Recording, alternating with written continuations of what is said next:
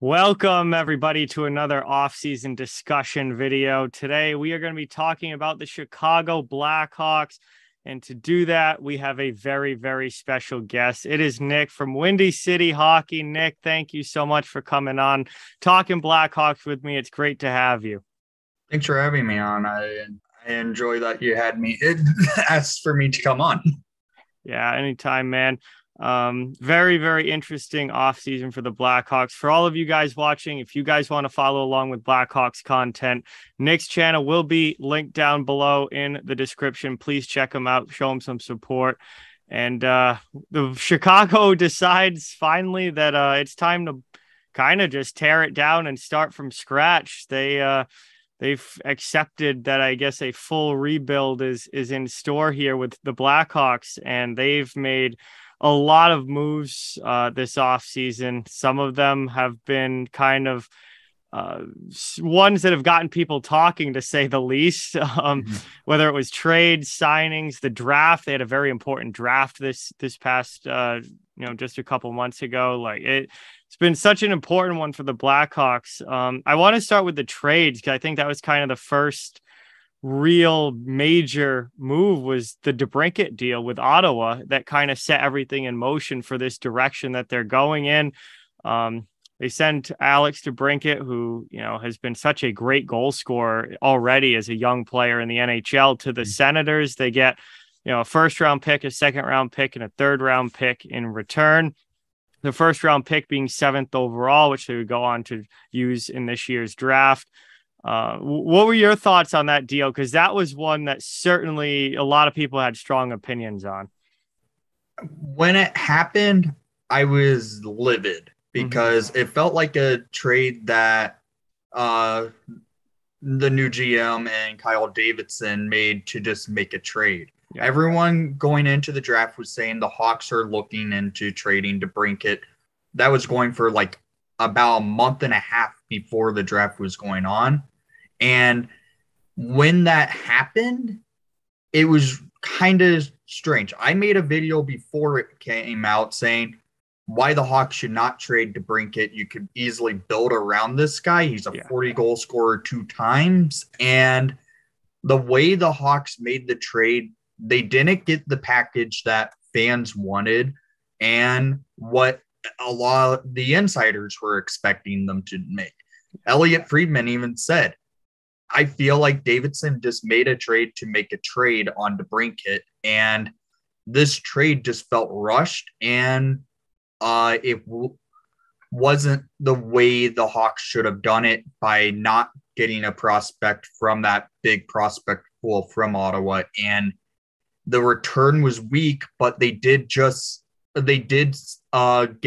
7th overall by moving down in the draft, technically, because the number 6 overall pick was originally the Hawks pick that they traded for Steph Jones. Yep.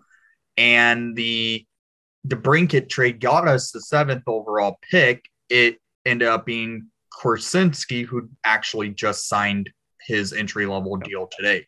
He's a good defensive prospect, but the Hawks won't see him in the NHL for the next maybe 2-3 years at most, because he's going to spend the next year in the juniors, and maybe after that he'll come up and play in Rockford for a couple seasons. But the Hawks won't see him in the NHL for the next couple seasons. Yeah, I thought the DeBrincat deal it didn't bring enough of a return, in my opinion, for it to warrant giving up a 24-year-old who's already been a 2-time 40-goal scorer. DeBrincat's one of the top numbers-wise scoring players of over the last few years. This is one of the top pure scorers in the league. And I thought they should have at least gotten what they got, along with either another first-round pick from a future draft or a high-level prospect, especially from Ottawa, who certainly has no shortage of prospects in that organization with, the rebuild that they've gone through over the past 3 or 4 years. It just seemed like they didn't get enough for a player as good and still as young as Alex DeBrincat is. Yeah, it was not a good return, but who knows if Korsinski develops into a elite defenseman, which the Hawks have not had since Duncan Keith and his Norris runs. That could be a pinnacle part of the rebuild to come, because that's how the Hawks started their last rebuild when it led to drafting Seabrook and Keith. They ended up starting their core out that way. Yeah, and those cornerstone type defensemen are so important for if you look at the teams that are consistently successful and teams that win Stanley Cups, they always have those just rocks on the blue line that they can lean on and play big minutes, and are those cornerstone concrete pieces that kind of hold the team up. Cale Makar is that guy for Colorado. Tampa Bay has had, Victor Hedman has been that guy for the Lightning. Those kinds of defensemen seem to be needed for, a team to make a Stanley Cup run. It was Duncan Keith and Brent Seabrook for Chicago during their Cup years. Pittsburgh was Chris Letang, the number one guy. So if they can get that in a draft, down the line, certainly the DeBrincat trade right now, it doesn't make the Hawks better, but down the line, that could be something that does maybe, come out of on the good side of this for the Blackhawks. Yeah. Another deal they made, trading away another younger player, was Kirby Dock. This was on draft night, and this was one that I don't know if I was surprised. I think the thing that surprised me was that generally when you think about teams going into a rebuild is that they're moving older players most of the time. They're the guys that are in their late 20s, into their 30s. Like, they'll dump those guys off and they're like, okay, this team's rebuilding. Yeah. But with Chicago, DeBrincat's 24. Dock is, I think, 23. 21. Like, they're moving these younger guys. And Doc was another one who I think, I don't know, maybe they just didn't see enough from him, and they were able, Montreal was willing to give up what they were willing to give up. They got another first round pick out of it, which was, what you want if you're in the position that Chicago's in, is you can get as many first round picks as you can, I think. And I guess that was just one that at the time, I think I understand it a little bit more now, but at the time I was definitely a little surprised that they moved somebody so young this early in their career. But Doc is another one that they moved on from and shipped out to the Canadiens. The way I saw it with Doc is the fact all the injuries he's dealt with in his career already. He has had 2 concussions, a broken wrist, and dealt with COVID a couple of times. Yep. He's missed a lot of time in his short NHL career. Over the 3 years, he's played a total of 96 games, if I'm not mistaken. It's a low number because he played 17 games in the shortened season, and then he missed some time this year with COVID and a concussion, and in his rookie year he had a concussion, missed a good chunk of the start of the season, but after that he was pretty healthy from there.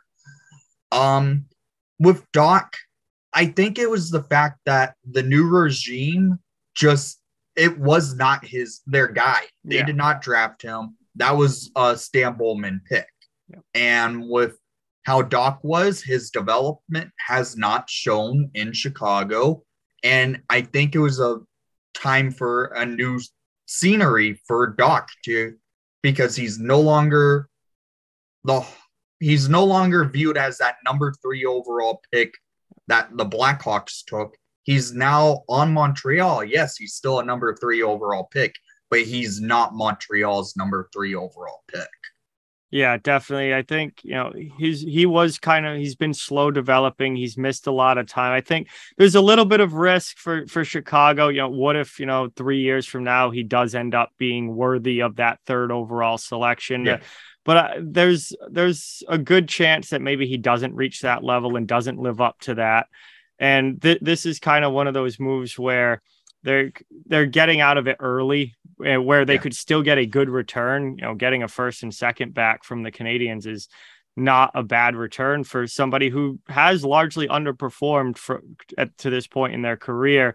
So this one, I think, is one that I do understand. And again, another first round pick for the Blackhawks, which seems to be a big goal of theirs, is to try and acquire these draft picks and kind of build from the ground up with these players that they are drafting. And this was a deal that I like this deal a lot more than I like the DeBrincat deal.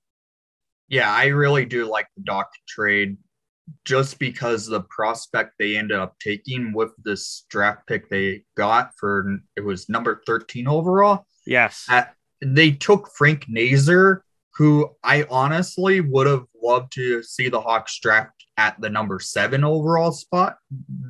Him dropping down to 13. The Hawks got a great, young, fast scoring prospect, which I feel like is a prospect to basically replace DeBrincat with.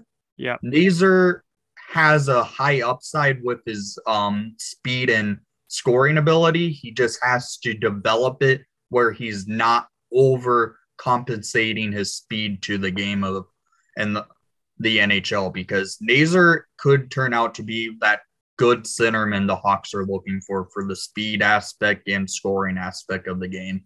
Yeah, absolutely. I agree with that. I think that he was a very good pick at 13.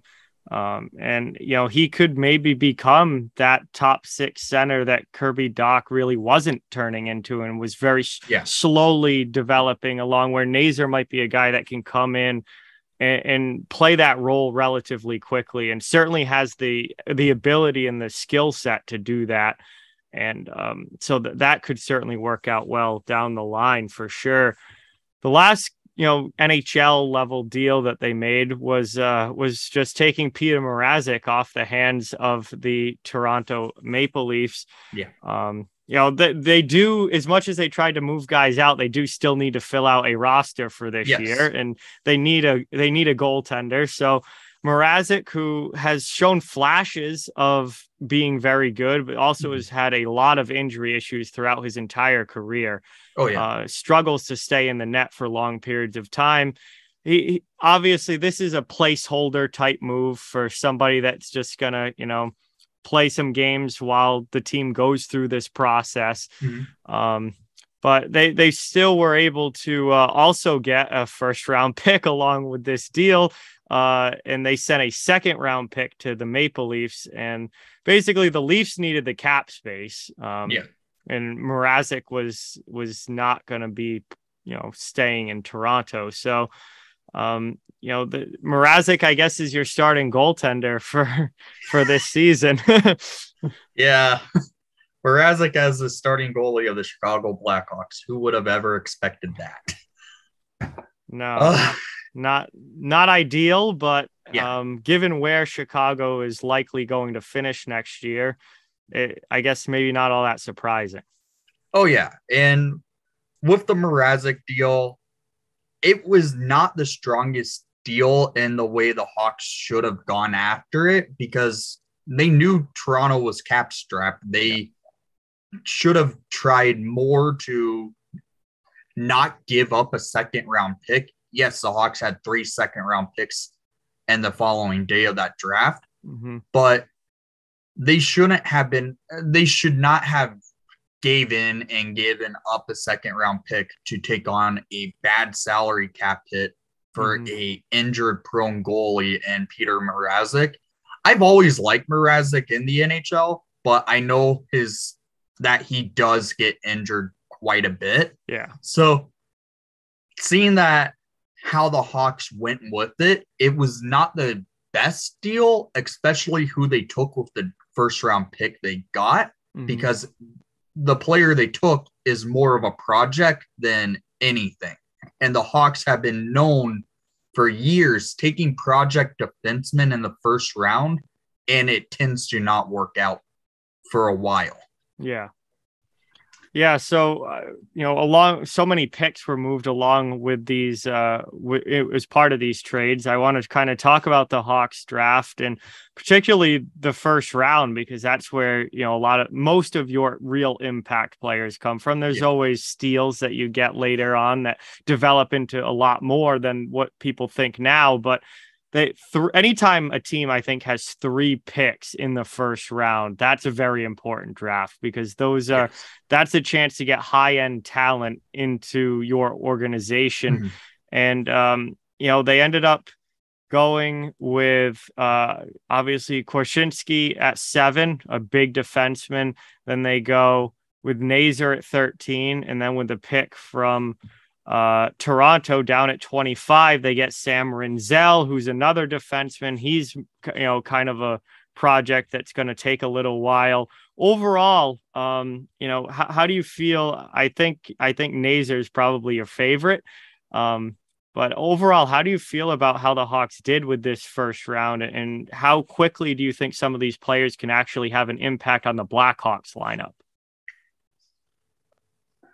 I liked how the Hawks went with it because when Davidson got hired as the GM, I knew this rebuild was going to come, but I didn't expect it the way he wanted to go with it by trading away Dock and DeBrincat. But how he did the draft was very smart.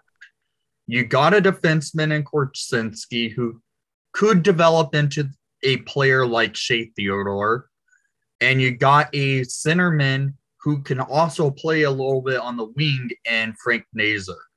Those 2 players I can see maybe get a chance in the NHL in the next 2 years. I think the Hawks don't want to rush them to the NHL, and seeing how everything goes, I expect the Hawks to develop them the right way instead of rush them into the league because they know the team's going to be bad for at least 3 years and start developing well in year 4 of the rebuild. I think they want to just keep the process going where they're going to develop them, update their development program by keeping these young prospects down in Rockford or in the juniors or in Nazar's case at college. Yep. It's a smart move and on their case to just keep them in their development state until you can tell they are ready to play with men in the NHL. It's where Nazar could probably be in the Blackhawks in the next year or 2, but they don't want to rush it. Yeah, you definitely don't want to rush prospects. I've seen over the years of watching hockey, way too many teams ruin good prospects by trying to rush them before they're ready.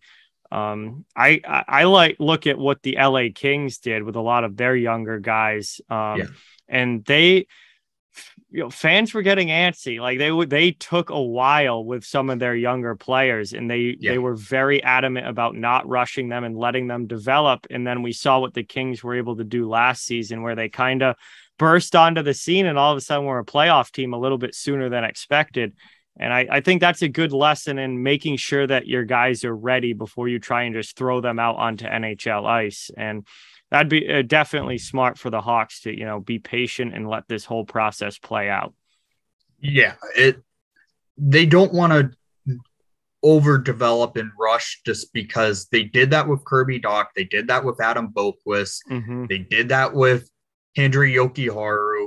All of them are gone now. Yeah. And what they're doing is going to take it the long way to keep where they aren't rushing, keeping them in a smart position for the future to get this team back to their glory days. Right now we're in the dark days, but it's going to take some time, but Chicago can handle it. Cubs, Blackhawks, they are known for a lot of bad things, and it's taking a while, but it's going to be back to greatness soon. Yeah, free agency. A rebuilding team like Chicago didn't go out and land any big fish or anything like that. It was kind of a slower free agency, but they did need to fill out a roster so they could have a team for this season. So they bring in Max Domi, they bring in Andreas Athanasiou, they added Colin Blackwell. Alex Stalock is a depth goaltender. I guess there probably wasn't big expectations or anything for what Chicago would do free agent wise. And this was probably about what you would have expected. Yeah, it was something that I expected. Did I expect them to sign like a Max Domi? Probably not. But from his introduction interview with the Hawks was actually, I now understand it with the fact that he wanted to play for Luke Richardson, who was his assistant coach in Montreal, and Domi had his best seasons of his career with Montreal, and Luke Richardson was a big part to his career on that. I think with how things went with it, the signings are okay.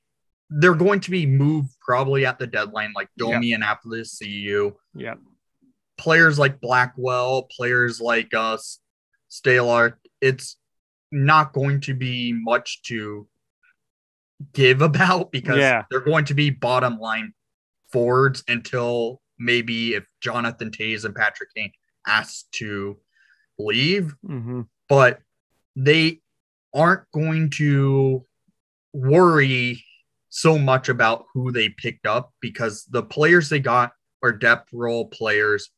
Domi's here to play under Richardson again, and it seems like the way they did it was smart because they have that player attribute with what Kyle Davidson's looking for, and speed, kind of grit a little bit. And it's a smart way to see where Richardson, where Davidson and Richardson's vision of this team is for the future with what players they did sign, even though they probably won't be on the Hawks all that long this year.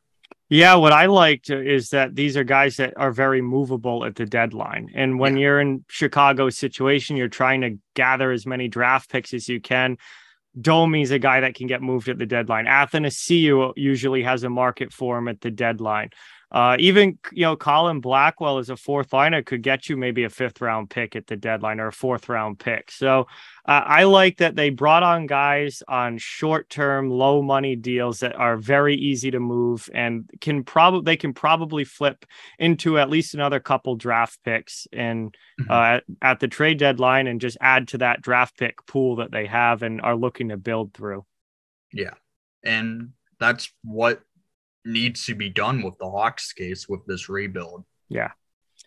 All right. I got to ask, last one, Jonathan Toews, Patrick Kane. So much being talked about those two right now. I did a video probably about a month ago now saying that the Hawks should look to trade these guys. Obviously, they have no movement clauses, so they're in control as to whether or not they actually get moved. But I think it would be smart for the Hawks to try and at least get something for them before their contracts are up for good. And the free agents, especially Patrick Kane, who's still a very, very good player. Yeah. I'm sure that there's interest around the league, particularly in Kane. Toews, maybe not as much, but how do you think it's going to go? Do you think that they are going to stick it out for a year and just, get to free agency, or do they ultimately end up getting moved? It seems very up in the air right now. It's the big question. I kind of hinted at it in the last segment, but it's a big question what's going on with the situation here. Toews and Kane were always viewed as Blackhawks for life. Yeah. Kane has that legacy that could be fulfilled if he remains a Hawk for life by passing Stan Mikita in all-time games, by all-time points and everything like that.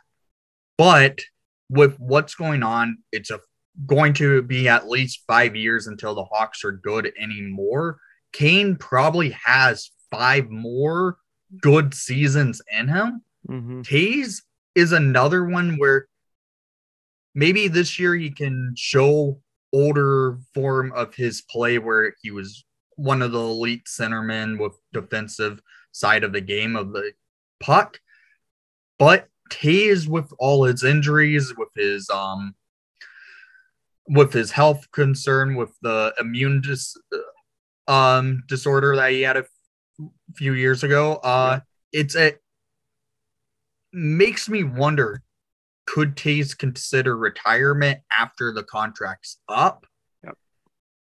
But Kane, I could see a possibility that he could get moved at the trade deadline. Same with Jonathan Taze, try to get something for them. Or if they just want to remain in Chicago, they can remain in Chicago. If they leave in free agency, they leave in free agency. They're not going to get booed like John Tavares did with the Islanders after leaving, because what Jonathan Taze and Patrick Kane meant for the Chicago Blackhawks organization, the city of Chicago, the fans of the Blackhawks, they are pinnacle of greatness to the city. Yeah. You don't have a 1-2. Chicago is known for having these duos when it comes to sports. Patrick Kane, Jonathan Taze, Anthony Rizzo, Chris Bryant from the Cubs, Michael Jordan, and Scottie Pippen for the Bulls. All of them never would get booed. And that's why I see with Jonathan Taze and Patrick Kane, if they do decide to leave the Chicago Blackhawks, they will be welcomed back to Chicago anytime.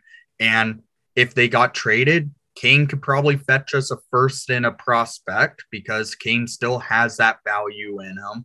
Taze, his value is much lower, but if the Hawks retain 50%, which would likely be a case because the Hawks are going to be fighting against to be at the floor anyways, they don't worry about having extra money on the hands, because it's the final year of their deals that they signed back in 2015, and they aren't worried about if they do move them, they move them and it doesn't hurt them all that much. Yeah, definitely. Well, Nick, thank you, man, so much for coming on. It was awesome to talk with you about the Blackhawks. Got some great insight on this team, and certainly been an eventful offseason. A lot going on with this team and their new direction, the rebuild that's happening. And it was really great talking to you about it and getting your perspective on all of this. So thank you so much for coming on. Thanks for having me on. I really enjoyed it. All right, everybody, that is going to do it here for our offseason discussion about the Chicago Blackhawks. Please don't forget that you can check out Windy City Hockey in the description, linked there. Check it out. Give them a sub. It is greatly appreciated. And I hope you guys all enjoyed this episode. Really appreciate all of you taking the time to listen. And we're going to keep doing these throughout the offseason for different teams. But this was for Chicago. Thank you guys so much, and we'll see you next time.